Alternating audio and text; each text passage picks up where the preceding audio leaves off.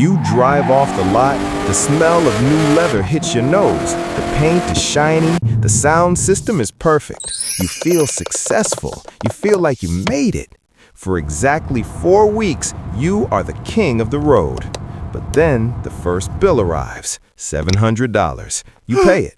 Next month, another $700. Then insurance, then gas, then repairs. Suddenly, that shiny metal box in your driveway isn't a trophy anymore. It is a parasite. It is quietly eating your future 1 month at a time. Welcome to the car payment trap, the single biggest reason why the middle class stays middle class. Today, I am going to show you the brutal math behind your car and why that innocent monthly payment is actually costing you millions of dollars. Here is the first thing you need to understand. A car is not an asset. A car is a liability that depreciates like a melting ice cube. The moment you drive a new car off the lot, it loses 20% of its value. Poof, gone. In the first 5 years, it loses 60% of its value. Imagine if you bought a stock for $50,000 and 5 years later the broker told you it was worth $20,000. You would panic, you would scream, you would never invest again. Yet this is exactly what you do when you sign a car loan. You are paying interest on something that is actively dying. You are paying the bank for the privilege of losing money. And the dealerships know this. They have a trick designed to keep you poor. They never talk about the price of the car. They only ask you one question. What monthly payment can you afford? This is a trap. By focusing on the monthly payment, they can stretch your loan to 84 months or even 96 months. They lower the payment, but they double the interest. You end up paying $70,000 for a $40,000 car. And by the time you pay it off, the car is worthless junk. Now let's look at the opportunity cost. This is the math that makes financial advisors cry. The average new car payment in America is now over $730. Let's round that to 700, and let's say you are 25 years old. Most people think, I have $700 in my paycheck, so I can afford the car. This is the broke mindset. You are trading your freedom for metal and plastic. If you took that same $700 a month and invested it into the S&P 500 with an average return of 10% over 40 years, do you know how much money you would have? $4 million.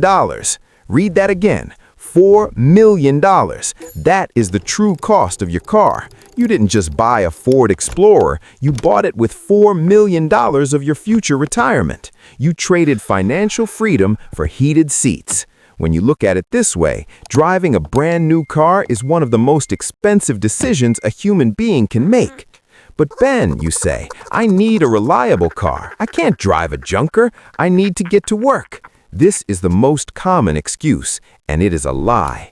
There is a massive difference between a reliable $5,000 Toyota and a $50,000 luxury SUV. You are using reliability as a mask for ego. You don't need the leather seats to get to work. You don't need the sunroof to be safe. You need 4 wheels and an engine. Everything else is just marketing designed to keep you working until you're 70. But it's not just about the math. It's about psychology. Why do we do this? Why do we sign 7-year loans for depreciating assets? Status. We are desperate to show people that we are doing well. We want the neighbor to look. We want the coworker to be jealous. But here is the funny truth about cars, the paradox of the man in the car. When you see someone driving a Ferrari, you don't think, wow, that guy is cool. You think, wow, I would look cool in that Ferrari. You don't care about the driver, you only care about the object. So when you buy a fancy car to impress people, you are going broke to impress people who don't even know your name. They're not looking at you, they're looking at the car. So, what is the solution? How do we escape the trap?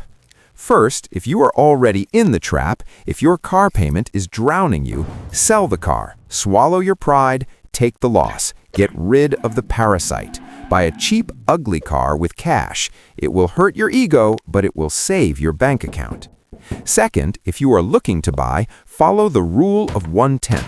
The rule is simple. The total price of your car should not exceed 10% of your gross annual income. If you make $50,000 a year, your car budget is $5,000, not $20,000. 5. This sounds extreme, I know. Your friends will laugh at your old Honda. Let them laugh. While they are stressed about payments, you will be stacking cash. While they are working overtime to pay for a car they rarely drive, you will be buying assets that pay you while you sleep.